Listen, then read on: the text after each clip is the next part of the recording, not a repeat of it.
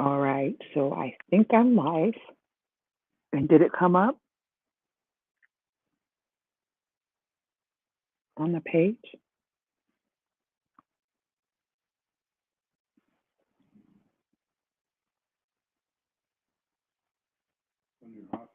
Mm-hmm.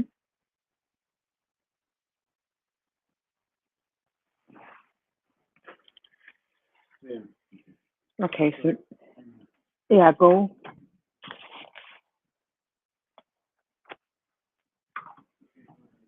Okay, so now when, oh, is it loud enough?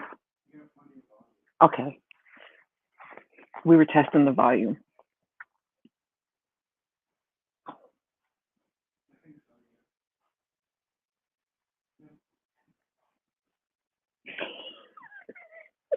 You stuck it to the recording.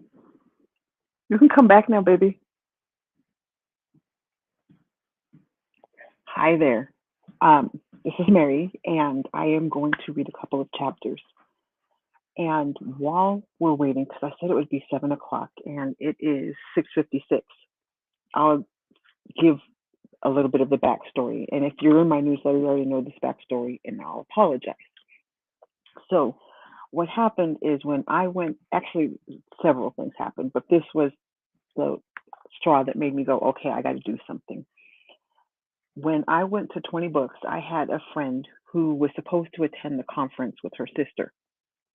So her sister flew in earlier, and when my friend arrived, hi Elaine, her sister was slurring her words and she was stumbling.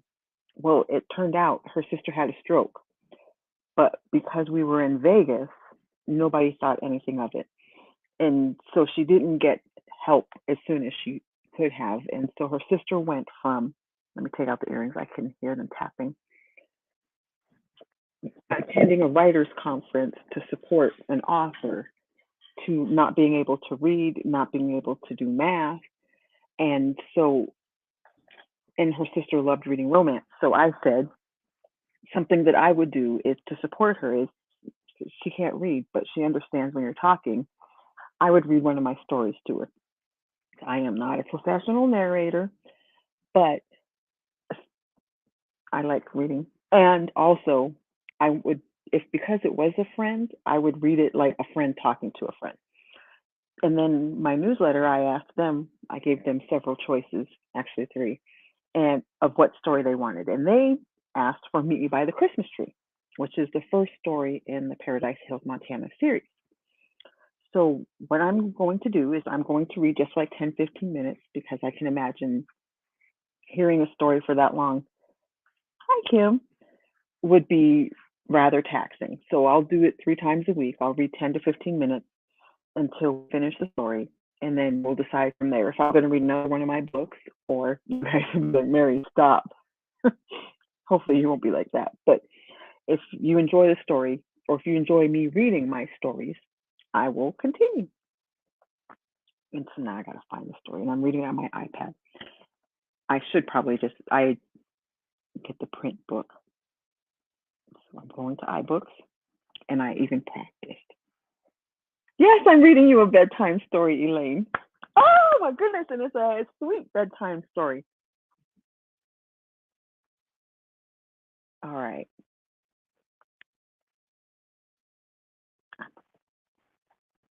Oh, thank you, Laura. And I think you were, no, you were at the table, but when this person was talking to me, I don't think you realized, but you were there. Hold on here. I'm going to my table of contents because I really, really practiced. And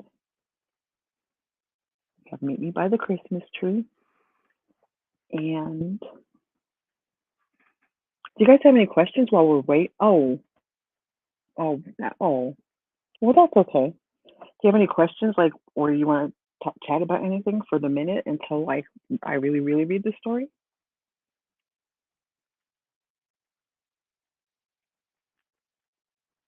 And this is StreamYard. I love StreamYard because I can see your comments. Facebook Live, I've done them before and I stopped doing them because I was confused. And this is the first time I've not been confused when doing a live.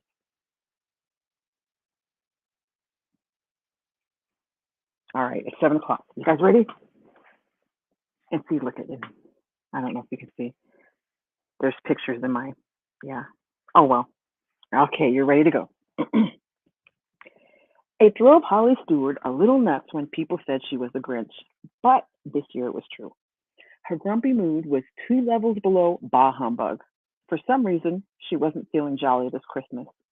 When she saw the lights, the decorations, or anything that was remotely ho ho ho, she grumbled under her breath the first thought that came to her mind. Oh, she grumbled under her breath. The first thought that came to her mind: where do people get the energy to do all this work? Something within her prevented her from going full blown holiday elf, which made no sense.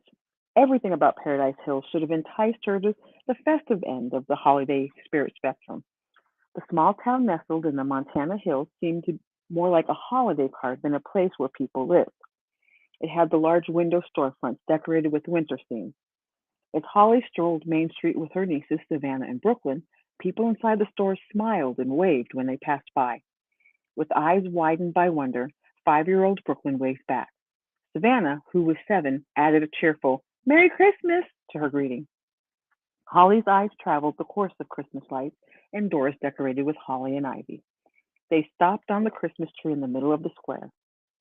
She wished something would happen to change her attitude. Christmas was the season of love and joy, and she wouldn't mind giving and receiving the two virtues. In less time than it took to go on to the next thought, a breeze, strong enough to make Holly blink, whirled around her. She held tighter to her niece's hands and diverted their course to go into the candy store. The candy store, decorated to look like one of Santa's shops from the North Pole, was a bit much for Holly. Her niece's gasp of appreciation for the decorations made Holly take a second look to see things through their eyes. The display window held variations of chocolate that were lined in neat rows. Hard candy stored in jars were topped with bows that had bells attached. Quilted runners with holiday themes decorated the countertops that held stacks of pre-wrapped boxes of chocolate. Along the edge of the doorway, the owner, Kim, had wrapped small packages of candy with bows and tied them to the garland. Kim came out from a door behind the counter, held her hands in the air, and exclaimed, "Today is your lucky day." Her blonde hair was tied into 2 loose pigtails that fell behind her ears. The red felt hat she chose to wear made her look like a large elf. She stooped to be at eye level with Holly's nieces and set her hands on her knees. "If you walk in the store and nobody is here, you get candy off the wreath."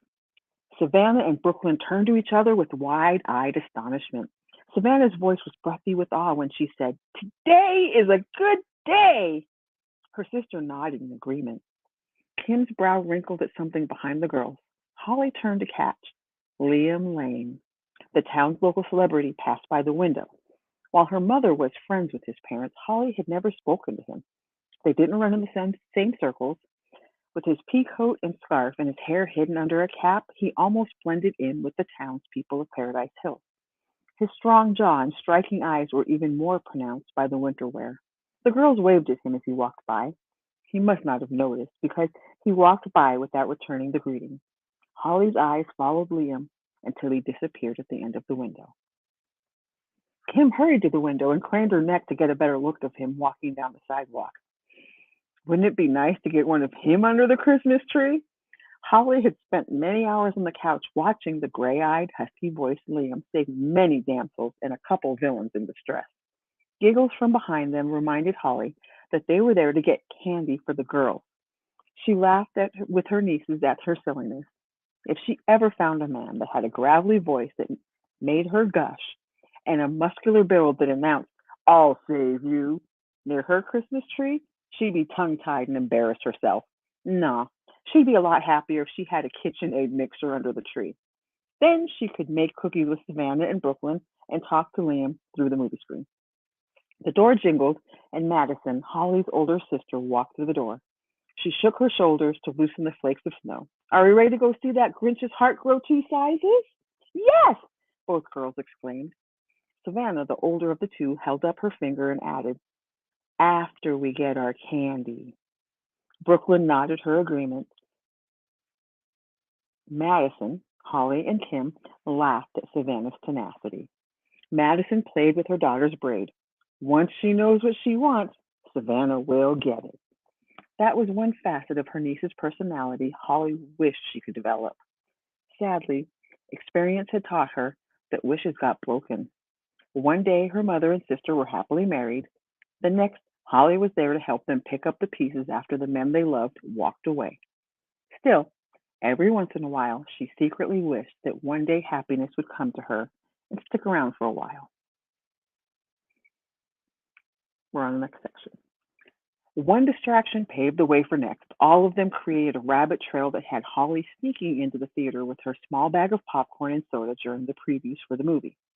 Madison took the girls to the Grinch Who Stole Christmas, while Holly went to the theater across the hall to watch Silent Night, Deadly Night.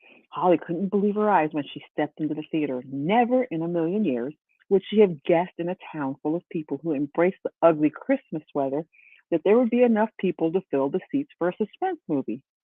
She waited for her eyes to adjust to the dark and scoped out a seat as near to the center of the theater as possible. There it was, two empty chairs close to the aisle in the middle of the theater, waited for her to sit in one of them. Holly exhaled her relief. She wouldn't have to ask people to move to make room for her to sit. She set her drink in the cup holder and nestled into her seat in time to hear the opening song for the movie. Liam Lane was the father who at the moment was trying to herd his beautiful wife and four daughters into their silver Ford Edge. Between the witty banter, playful eye rolls, and insistences of the 3-year-old daughter, they find her favorite bunny. Holly related to the family while wondering what horrible fate would befall them. The movie poster had an image of the bunny missing one eye and a torn ear laying in the snow. Holly noticed someone sat beside her, but she didn't give the person her attention. He was probably as relieved as her to get a seat that wasn't in the front row. His arrival consoled Holly. She was not the only one who lost the occasional race against time. The family fell into the typical routine. The kids wore headphones attached to devices while mom and dad questioned whether they turned off the kitchen faucet. Then the music changed tempo. Holly's sentences heightened with awareness. The director always singled out who was in jeopardy and emphasized the character's strengths and weaknesses. Something is wrong with that semi. Oh, I did the wrong voice. Something is wrong with that semi. The on screen mom pointed the semi that swerved. The camera zoomed in on the dad stepping on the brake, the car behind them getting close to the bumper, and the kids oblivious to all that was going on around them. The daughter with the rabbit fiddled with her car seat. Holly cringed and hoped the daughter wasn't one of those super genius kids that knew how to take apart and reassemble a kitchen appliance, and the time it took a mother to add a piece of bread to the toaster. The back of the semi fishtailed, brakes screeched, and cars swerved to avoid the family vehicle. The action moved in a slow motion shot, and the family's car careened when the car behind them struck the right rear bumper. It was more than Holly could watch. The one thing she couldn't handle was seeing a child get injured. She said, "This is not good, not good at all." Wrapped her hand around the arm beside her and hid her face in the man's shoulder. The cacophony of noises from the screen bled down to the father asking, "Is everyone okay?" Holly peeked with one eye to see the kids still engrossed in their devices and the click of the toddler releasing herself from the car seat. It was then that the pangs of "what have I done" struck Holly. She loosened her grip from the man's arm and straightened her posture. "I am so sorry about that." The screen brightened as she gazed into the eyes of Liam Lane. Her chest hurt from containing the breath she had been holding. A streak of pain shot through the back of her head. A ticker tape, similar to what people see at the bottom of their screen when they watch the news, flashed with the same caption, "What have I done?" She knew what she had done. 6 months before she entered the darkened theater, Holly had a steady boyfriend. They spent a lot of time at the movie theater. Dax preferred movies with the more intense plot lines because Holly scared easily and always cuddled into him. This was the first intense movie she had seen since things ended with that cad, Dax. Horrified did not adequately describe the flurry of emotions whirling around Holly. She wished a bolt of lightning would remove her from the situation. Since that wasn't likely to happen, she thought that the least she could do was die of embarrassment in a place that was a little more private. Holly rose to leave the row. Her desire to flee the situation gave her the ability to slide out of the role without Liam needing to move his knees to make room for her. From there, she broke out into a full run to the concession area. The bright light and curious glances from the guy who was sweeping the popcorn off the carpet brought her back to reality. She looked at the chest of his long sleeve red polo shirt for the name tag, but saw nothing. He stopped what he was doing and waited for Holly to say something to him.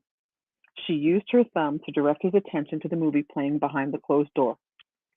That one's a little too intense for me. Is it okay if I change my mind and go to the kids' movie? His shrug of indifference was all Holly needed to move forward. She said, "Thank you," and headed through the doors to watch The Grinch Who Stole Christmas. As she passed the doors to more festive movie, Holly smiled. She wasn't as cranky as she was when she went to the theater. Her encounter with Liam Lane had scared the bah humbug out of her. Holly's heart flushed and a chill ran down her spine. The wish she made for a better attitude was the last thing she remembered before escaping into the world on screen. And that is 11 minutes. So I have, hold on. I could finish this one chapter probably in, hold on.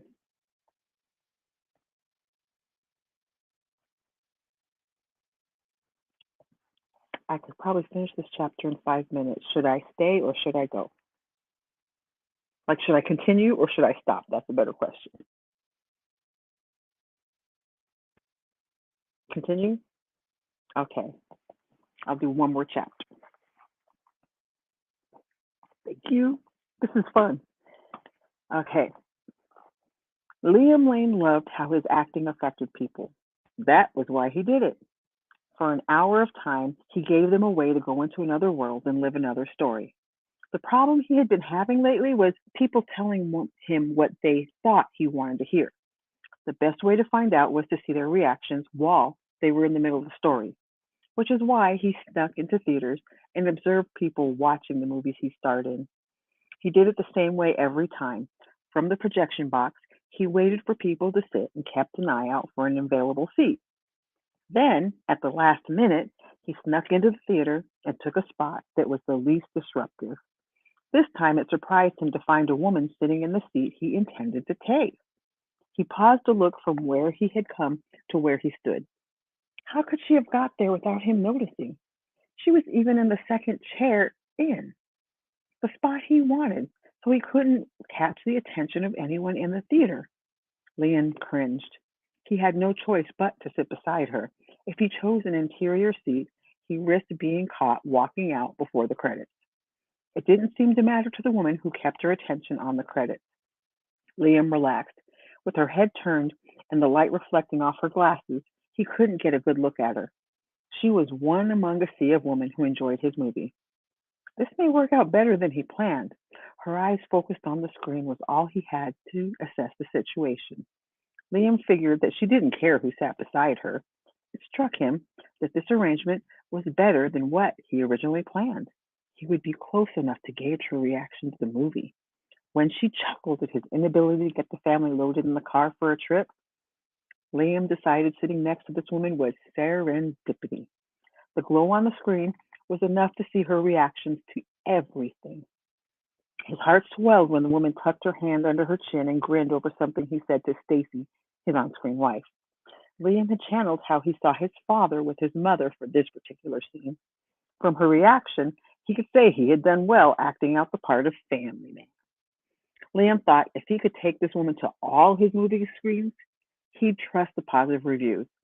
Sure, the money he made said he was a good actor.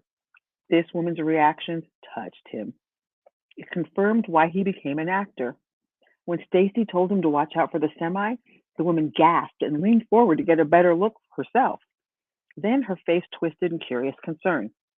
He never expected what happened next. Because he had shot the scene several times, Liam knew the car behind him would send his family's vehicle careening across the highway. His on-screen family walked away from the collision without a scratch.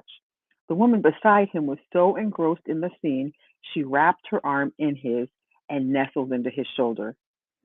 Her reaction awakened his instinct to comfort her. It was as though he, the person on the seat, bleh. It was as though the person in the seat beside him became the wife on screen. She looked into his eyes to make sure everything was okay. The glare off the wide rimmed glasses made it hard for him to see her eyes.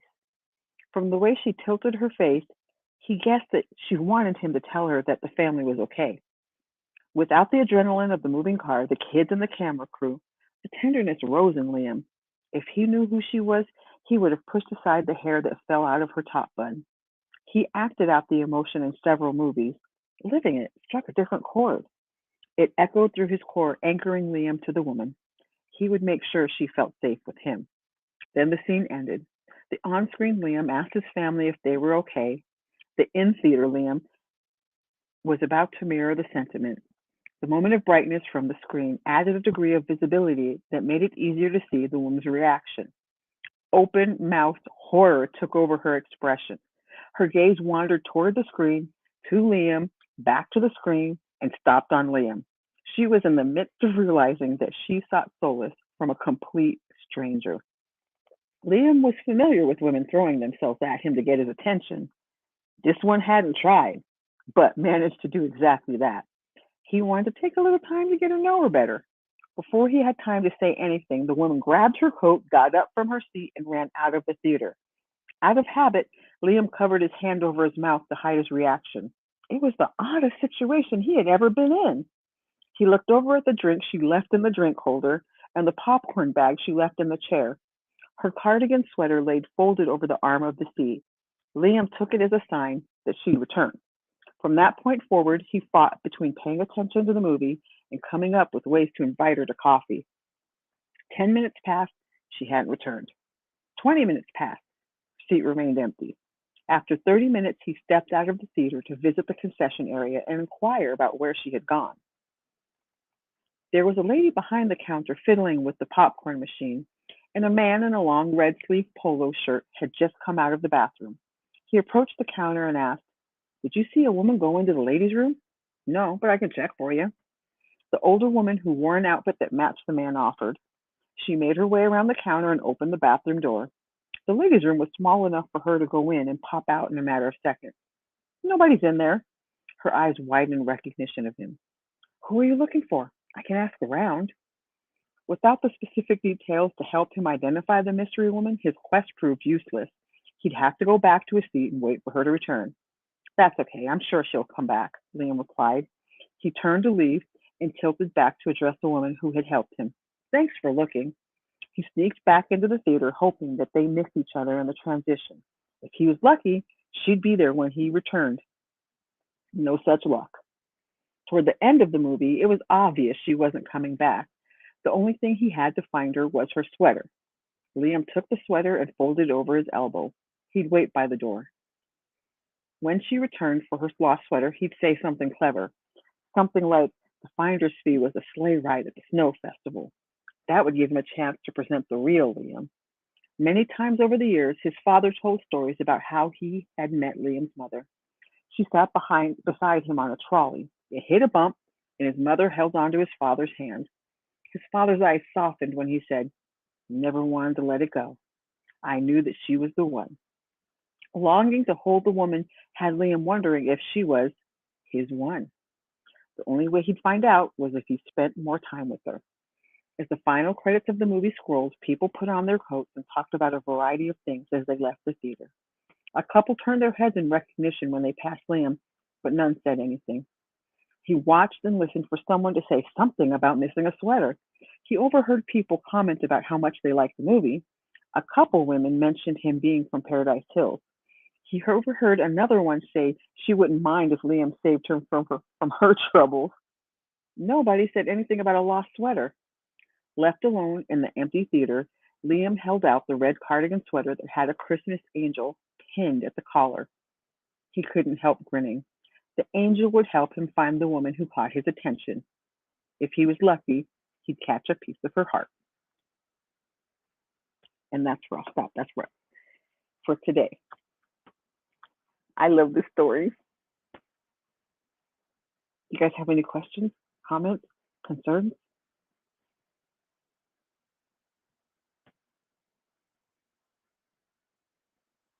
I'm watching the comments.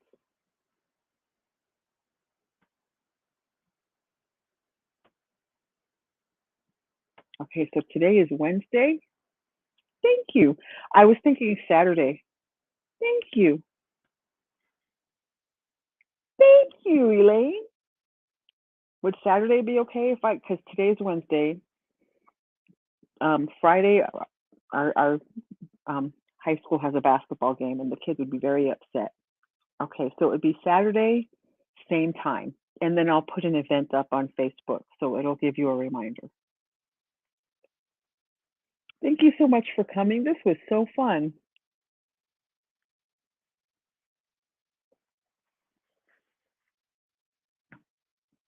Okay, I'll let you know, Kim. And with thank you. I'll see you Saturday. And so I'm just gonna turn it off. Okay, you have a good night too, Kim. And Elaine is sleepy. My job is done. All right. I'll catch you guys on Saturday.